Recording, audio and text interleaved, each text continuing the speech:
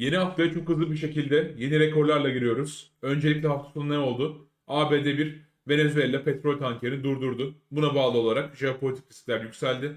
Ve yeni haftanın ilk işlem gününde altının onsu daha önceki rekor seviyesi olan 4385 doları kırarak yeni bir rekor tazeledi.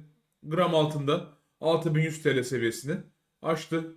Gümüş tarafında da çok ciddi yükselişler var. Orada da %3'ü aşkın yükselişler görmekteyiz. Petrol tarafında yine keza artan jeopolitik risklerin etkisiyle beraber %1'e yakın yükselişler görmekteyiz. Bitcoin 89 bin dolar seviyesine yakın. Endeks tarafında ise hem Asya endeksleri pozitif hem de ABD vadeli endeksleri pozitif seyretmekte.